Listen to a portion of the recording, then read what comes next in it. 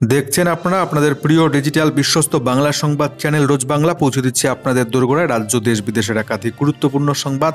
বিস্তারিত সংবাদগুলি জানবার জন্য শেষ পর্যন্ত জুড়ে থাকুন আপনাদের প্রিয় চ্যানেল রোজ বাংলার পর্দায়। নিয়মিত সংবাদগুলি দেখবার জন্য চ্যানেলটিকে সাবস্ক্রাইব করে পাশের বেল আইকনে ক্লিক করতে ভুলবেন না। ভিডিওটিকে লাইক করবেন, শেয়ার করে দেবেন যাতে বেশি বেশি সংখ্যক মানুষের কাছে আমাদের সংবাদগুলো পৌঁছে যায়।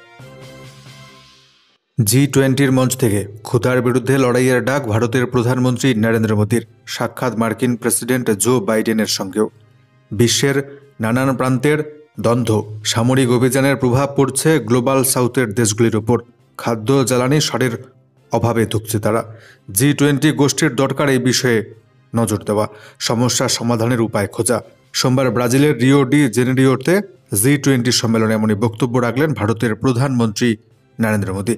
সম্মেলনে বক্তব্য পেশের পাশাপাশি একাধিক রাষ্ট্রনেতার সঙ্গে দেখা হয়েছে প্রধানমন্ত্রী নরেন্দ্র মোদীর। এই তালিকায় রয়েছেন আমেরিকার বিদায়ী প্রেসিডেন্ট জো বাইডেন। তার সঙ্গে হাত মেলানোর ছবি পোস্ট করেছেন খোদ প্রধানমন্ত্রী নরেন্দ্র মোদী। সঙ্গে এক্স স্যান্ডেলে লিখেছেন, ওর সঙ্গে দেখা করে আমি সব সময় খুশি থাকি। প্রসঙ্গত আন্তর্জাতিক মঞ্চে দুজনের এটাই হয়তো শেষ সাক্ষাৎ, কারণ আগামী 5 বছরের জন্য মার্কিন মসনদে বসতে চলেছেন ডোনাল্ড ট্রাম্প। এদিনের আন্তর্জাতিক সম্মেলনে ভারতের উদাহরণ টেনে বিশ্বব্যাপী খাদ্য সুরক্ষা নিয়ে সরব হয়েছেন নরেন্দ্র মোদী। তিনি জানিয়েছেন, ভারত 80 কোটি মানুষকে বিনামূল্যে রেশন দেয়, যা ক্ষুধার বিরুদ্ধে লড়াই করতে সাহায্য করছে। একই সঙ্গে কিভাবে এদেশের গরিব এবং বয়স্কদের সুলভে চিকিৎসার ব্যবস্থা করা হয়েছে তাও বিস্তারিতভাবে তুলে ধরেন নরেন্দ্র মোদী। মহিলাদের স্বনির্ভর করবার জন্য একাধিক পদক্ষেপ করা হয়েছে বলে তিনি জানিয়েছেন। উল্লেখ্য, বিশ্বে আর্থিকভাবে পিছিয়ে থাকা অধিকাংশ দেশ রয়েছে দক্ষিণ গোলার্ধে। তাদেরকে একত্রিতভাবে গ্লোবাল সাউথের দেশ বলা হয়। এদিন সেই সমস্ত দেশের খাদ্যের অভাব নিয়ে সরব হয়েছেন প্রধানমন্ত্রী। সব মিলিয়ে G20 সম্মেলনের আন্তর্জাতিক মঞ্চে বিশ্বে যুদ্ধ পরিস্থিতির মাঝেও পিছিয়ে পড়া দেশগুলির ক্ষুধা দারিদ্র্য দূরীকরণের রূপরেখা তৈরির পক্ষে সওয়াল করেছেন নরেন্দ্র মোদী। রাজ্যের কৃষক ভাইদের জন্য বড় সুখবর। রাজ্যের মোট 1,07,00,000 কৃষক বন্ধুকে সর্বমোট 2,900 কোটি টাকার অনুদান কৃষক বন্ধু প্রকল্পে রাজ্য সরকারের। রাজ্যের 1,07,00,000 কৃষকের ব্যাংক অ্যাকাউন্টে সর্বমোট 2,900 কোটি টাকা দিতে চলেছে মমতা ব্যানার্জি রাজ্য সরকার। কৃষক বন্ধু প্রকল্পের অধীনে আর কিছুদিনের মধ্যেই টাকা সরাসরি পাঠিয়ে দেওয়া হবে কৃষকদের ব্যাংক অ্যাকাউন্টে। 6 জেলার 7টি বিধানসভা উপনির্বাচনের ভোট গ্রহণ সম্পূর্ণ হয়েছে।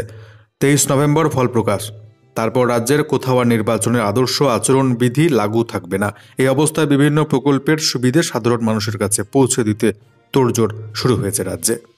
সেই সূত্রেই আর কয়েকদিনের মধ্যে কৃষক বন্ধু প্রকল্পের টাকা ছাড়ার সিদ্ধান্ত নিল নবান্ন সূত্রে জানা যাচ্ছে, চলতি অর্থবর্ষে কৃষক বন্ধু প্রকল্পের দ্বিতীয় কিস্তি হিসেবে এই টাকা দিতে চলেছে রাজ্য সরকার। ইতিমধ্যে জেলাভিত্তিক উপভোক্তা তালিকা তৈরির কাজ শেষ হয়েছে। মোট উপভোক্তার সংখ্যা গতবারের তুলনায় প্রায় 1.5 লক্ষ বাড়বে বলে জানা যাচ্ছে। প্রসঙ্গত, এই কৃষক বন্ধু প্রকল্পে বছরে 2টি কিস্তিতে টাকা দেওয়া হয়। চাষের জমির পরিমাণ অনুযায়ী একজন কৃষক বছরে সর্বনিম্ন 4,000 থেকে সর্বোচ্চ 10,000 টাকা আর্থিক সহায়তা পেয়ে থাকেন। লোকসভা নির্বাচনের পরপর অর্থাৎ মাস 5 আগে চলতি বছরের প্রথম কিস্তির টাকা দেওয়া হয়েছিল। এবার কৃষক বন্ধু প্রকল্পের এবছরের দ্বিতীয় কিস্তির টাকা কৃষকদের ব্যাংক অ্যাকাউন্টে পাঠাতে চলেছে রাজ্য সরকার। রেশন নিতে এবার পশ্চিমবঙ্গের গ্রাহকদের নতুন ব্যাগ দিচ্ছে রাজ্যের খাদ্য দপ্তর। খাদ্য সামগ্রী নিতে রেশন গ্রাহকদের এবার নতুন ব্যাগ দিতে উদ্যোগী হলো খাদ্য দপ্তর। 15 কেজি খাদ্য সামগ্রী বহনের উপযোগী ব্যাগ কেনা হচ্ছে টেন্ডারের মাধ্যমে। টেন্ডার ডাকার ব্যবস্থা করতে বিশেষ সচিবের নেতৃত্বে মোট 8 জন আধিকারিকের একটি বিশেষ কমিটি করা হয়েছে। উল্লেখ্য, লোকসভা নির্বাচনের আগে কেন্দ্রীয় সরকার এমন ব্যাগ দেবার সিদ্ধান্ত নিয়েছিল। ব্যাগের ওপর প্রধানমন্ত্রী গরিব কল্যাণ অন্ন যোজনার উল্লেখ রাখার কথা ছিল। তা নিয়ে বিতর্কে জড়ায় কেন্দ্র এবং রাজ্য সরকার। অবশেষে সেই ব্যাগ দিতে উদ্যোগী হচ্ছে এবার রাজ্যের খাদ্য দপ্তর। রাজ্যের রেশন গ্রাহকদের একটা বড় অংশ রাজ্য খাদ্য সুরক্ষা যোজনার নথিভুক্ত। তাদেরকেও এই ব্যাগ দেওয়া হবে। চরম অশান্ত মণিপুর। ভেঙে গুড়িয়ে দেওয়া হলো, আগুন লাগিয়ে দেওয়া হলো মুখ্যমন্ত্রীর বাড়িতে। অশান্ত মণিপুরকে নিয়ন্ত্রণে আনতে আরও 50 কোম্পানি জওয়ান পাঠাচ্ছে অমিত শাহের মন্ত্রক। ফের অশান্ত মণিপুর নিয়ন্ত্রণে আনতে 50 কোম্পানি কেন্দ্রীয় সশস্ত্র পুলিশ বাহিনী পাঠানো হচ্ছে মণিপুরে। কেন্দ্রীয় স্বরাষ্ট্রমন্ত্রী অমিত শাহ সোমবার মণিপুরের পরিস্থিতি নিয়ে মন্ত্রকের শীর্ষ কর্তাদের সঙ্গে বৈঠকে বসেছিলেন। মন্ত্রক সূত্রে খবর, বৈঠকে অতিরিক্ত বাহিনী পাঠাবার সিদ্ধান্ত হয়েছে। প্রতি কোম্পানির সদস্য সংখ্যা প্রায় 100, অর্থাৎ মণিপুরে আরও 5,000 জওয়ান পাঠানো হচ্ছে। যদিও মণিপুরের পরিস্থিতি নিয়ন্ত্রণের জন্য পুলিশ এবং সেনার সঙ্গে মোতায়েন রয়েছে কেন্দ্রীয় বাহিনী, সঙ্গে যোগ হতে চলেছে অতিরিক্ত 50 কোম্পানি। প্রসঙ্গত, গত শনিবার 3 জন মহিলা, 3 শিশুর দেহ উদ্ধারের পর থেকে মেইতেইদের বিক্ষোভে উত্তপ্ত গোটা মণিপুর। এহেন পরিস্থিতিতে রবিবার মহারাষ্ট্রে প্রচারের কর্মসূচি বাতিল করে দিল্লি ফিরে যান অমিত শাহ। সূত্রের খবর, দিল্লি পৌঁছে জরুরি বৈঠকে বসেন তিনি। এরপর সোমবার আবার নিজের মন্ত্রকের কর্তাদের সঙ্গে উচ্চ পর্যায়ের বৈঠক করেন তিনি। মন্ত্রক সূত্রে খবর, এই বৈঠকে মণিপুরে নিরাপত্তা পরিস্থিতি নিয়ে আলোচনা হয়েছে। ইতিমধ্যে এই পরিস্থিতিতে সোমবার সন্ধেবেলা রাজধানী ইম্ফলে বিজেপি এবং শরিক দলগুলির বিধায়কদের জরুরি বৈঠক ডেকেছেন মণিপুরের মুখ্যমন্ত্রী। বিজেপিতে যোগ দিলেন কেজরিওয়ালের আম আদমি পার্টির প্রাক্তন মন্ত্রী। জল্পনাই হলো সত্যি, দল ছাড়ার 24 ঘন্টার মধ্যে সোমবার বিজেপিতে যোগ দিলেন কৈলাস গেহলট। রবিবার আম আদমি পার্টি থেকে ইস্তফা দেন দিল্লির প্রাক্তন পরিবহন মন্ত্রী কৈলাস গেহলট। তার একদিন পরেই 2 কেন্দ্রীয় মন্ত্রী মনোহর লাল খট্টর এবং হর্ষ মালহোত্রার উপস্থিতিতে গেরুয়া পতাকা হাতে তুলে নিলেন তিনি। যদিও সদ্য প্রাক্তন সতীর্থের বিজেপিতে যোগদানে গুরুত্ব দিলেন না আপ সুপ্রিমো অরবিন্দ কেজরিওয়াল। এ ব্যাপারে তিনি জানিয়েছেন, উনি পুরোপুরি মুক্ত, যেখানে খুশি যেতে পারেন। ফেব্রুয়ারি মাসে দিল্লিতে বিধানসভা নির্বাচন, ভোটের মাত্র 2 মাস আগে কৈলাসের বিজেপিতে যোগদানকে অত্যন্ত তাৎপর্যপূর্ণ বলে অভিহিত করেছেন খট্টর। অপরদিকে নতুন দলে যোগ দিয়ে কৈলাস বলেন, এটা আমার জন্য খুব একটা সহজ বিষয় ছিল না। কেন্দ্রীয় তদন্তকারী সংস্থাগুলির চাপের মুখেই কৈলাস আত্মসমর্পণ করেছেন বলে অভিযোগ আম আদমি পার্টির। যদিও এই দাবি খারিজ করে দিয়েছেন কৈলাস গেহলট। অ্যাম্বুলেন্সের পথ আটকানোর জন্য চরম শাস্তি, লাইসেন্স বাতিলের সঙ্গে মোটা টাকা জরিমানা। অ্যাম্বুলেন্সের পথ আটকানোর অভিযুক্ত গাড়ি চালককে 2.5 লক্ষ টাকা জরিমানা করল কেরল পুলিশ। একই সঙ্গে তার লাইসেন্স পুরোপুরি বাতিল করা হয়েছে। ঘটনার ভিডিও সোশ্যাল মিডিয়ায় ভাইরাল হয়েছে, যেখানে দেখা যাচ্ছে 2 লেনের সরু রাস্তা দিয়ে ছুটে চলেছে গাড়িটি, পেছনে সাইরেন বাজিয়ে আসছে অ্যাম্বুলেন্স, কিন্তু সামনে থাকা গাড়ির চালকের কোনো হুঁশ নেই। দিব্যি সামনে থাকা একের পর এক গাড়ি ওভারটেক করে এগিয়ে চলেছেন তিনি, অথচ অ্যাম্বুলেন্সকে পথ ছেড়ে দিচ্ছেন না কোনোভাবেই। অভিযুক্তের এই কীর্তির ভিডিও দেখা মাত্র ক্ষোভে পেটে পড়ে নেট দুনিয়া। সোশ্যাল মিডিয়ায় কেন্দ্রীয় সড়ক পরিবহন মন্ত্রী নীতিন গাডকারিকে ট্যাগ করেন এক ইউজার। তিনি বলেন, এই ধরনের অমানবিক স্বার্থপর কার্যক্রমের ক্ষেত্রে জামিন অযোগ্য ধারায় মামলা হওয়া উচিত। শীত পড়তেই চরম দূষণ ভারতের রাজধানী দিল্লিতে, গ্যাস চেম্বারে পরিণত দিল্লি। সোমবার থেকে স্কুল বন্ধ, হচ্ছে অনলাইনে ক্লাস। রাজধানীতে ট্রাক ঢোকা পুরোপুরি নিষিদ্ধ। গ্যাস চেম্বারে পরিণত হলো দিল্লি।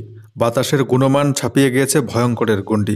এই অবস্থায় অনির্দিষ্টকালের জন্য 1ম শ্রেণী থেকে 9ম শ্রেণী পর্যন্ত অনলাইন ক্লাসের নির্দেশ দিলেন দিল্লির মুখ্যমন্ত্রী আতিশি।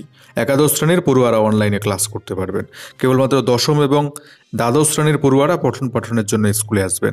রবিবার এক্স হ্যান্ডেলে একটি পোস্ট করেন দিল্লির মুখ্যমন্ত্রী। সেখানে লেখা হয়েছে, 10ম এবং দ্বাদশ শ্রেণী ছাড়া বাকিদের স্কুলে শারীরিক উপস্থিতির কোনো প্রয়োজন নেই।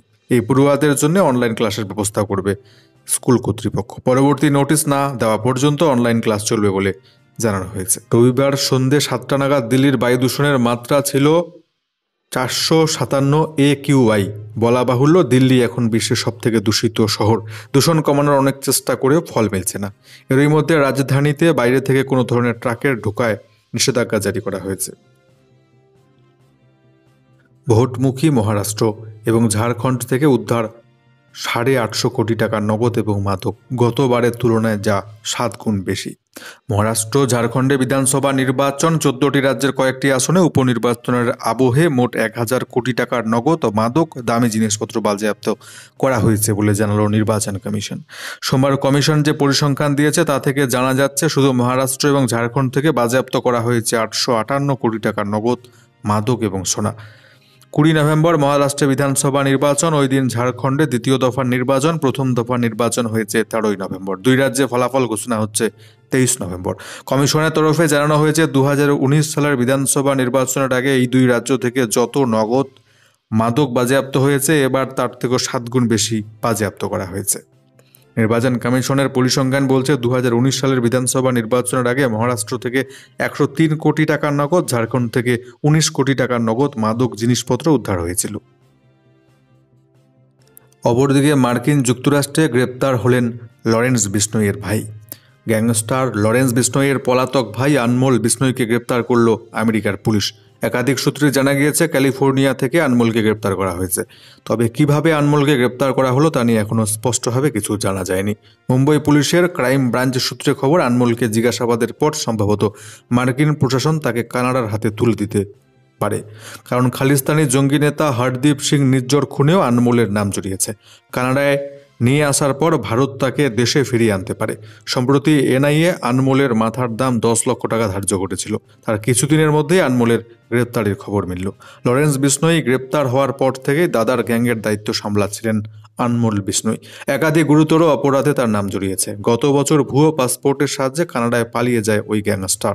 চলতি বছরের অক্টোবরে মুম্বইয়ে খুন হন এনসিপি নেতা বাবা সিদ্দিকী। সেই খুনের পেছনে আনমোলই ছিল বলে সন্দেহ। এছাড়া 2022 সালে পাঞ্জাবি গায়ক সিধু মুসেওয়ালাকে খুন এবং অভিনেতা সালমান খানের বাড়ি লক্ষ্য করে গুলি চলার ঘটনাতেও লরেন্সের ভাইয়ের নাম জড়িয়েছে। চলতি বছরের এপ্রিলে সলমানের বাড়িতে দুষ্কৃতীরা গুলি চালানোর পর তাদের উৎসাহ দিয়ে 9 মিনিটের ভিডিও বার্তা দিয়ে আরও বেশি করে চর্চায় চলে আসে আনমোল বিষ্ণই। এছাড়া এনআইএ ও তার নামে 2টি মামলা দায়ের করেছে ইতিমধ্যে।